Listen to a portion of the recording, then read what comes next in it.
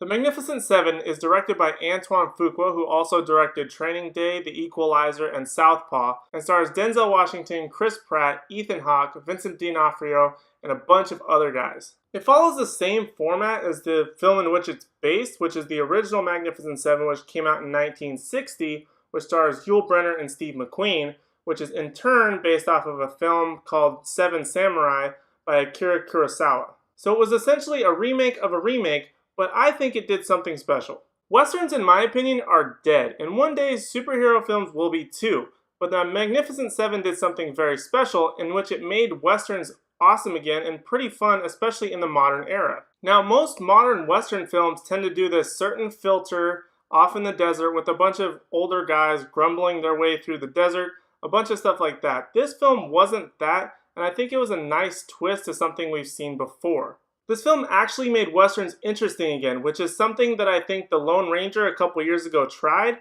but just didn't succeed at. The Magnificent Seven already had a great story to be based off of, which was Seven Samurai.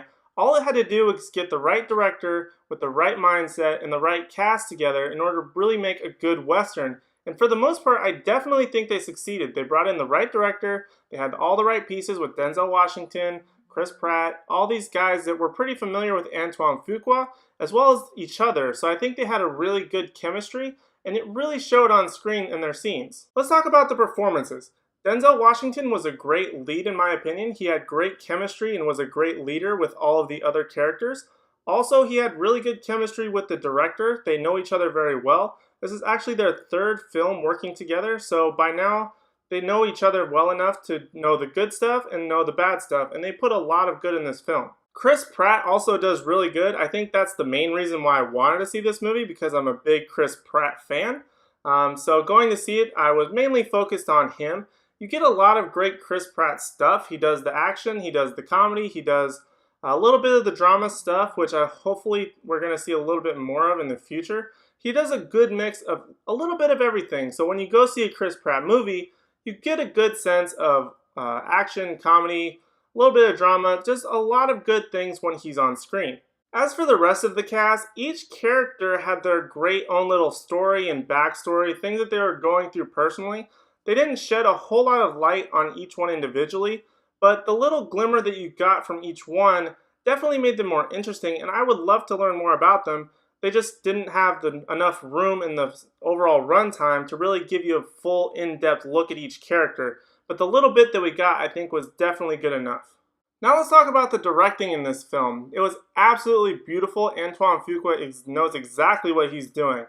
This Western was something I think that was very visually interesting, a lot better than other Westerns. Other Westerns, you get a lot of desert, dirt towns, canyons, stuff like that.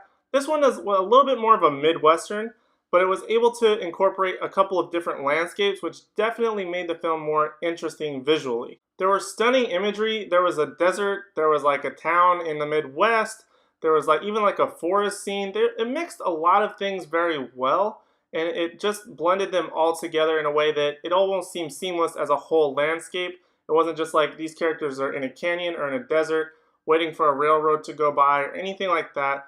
Everything was pretty well established, but also minimalistic enough that you could understand the dimensions of this town, where it is, what's around it, how the bad guys basically come and attack, how the good guys have to survive the situation. It gives you a great sense of imagery, depth, everything that puts well together for an audience that may not be familiar with the story to understand. My only complaint about this film is that it has a 2 hour and 12-minute runtime. There are a couple scenes that felt like they dragged just a little bit too long, but I don't think that's enough to degrade the film by any means. The grade I'm going to give The Magnificent Seven is an A-. I think this film was a lot of fun. It had a great action, it had a lot of fun, some suspense, some drama, had a lot of great moments to overall bring a great movie. This film definitely surprised me. I didn't expect much from it because it's a Western, but I think I have to give it a higher grade because Westerns just aren't that appealing anymore. And what this one did was made it actually interesting and good, and you want to watch these guys and you want to watch them survive and beat the bad guys. And that's something that is missing a lot from the Western genre to me, that they just feel so repetitive, and this one being a little bit different, even though it has a lot of the same themes, a lot of the same visuals, I think it definitely makes it worth watching. So guys, that's my review for The Magnificent Seven. If you've seen it, let me know, as well as let me know what your favorite Western is down in the comment section down below. Also be sure to leave a thumbs up if you like this video, as well as hit that big subscribe button down below so you can see more videos like this in the future. And be sure to share these videos with your friends and family.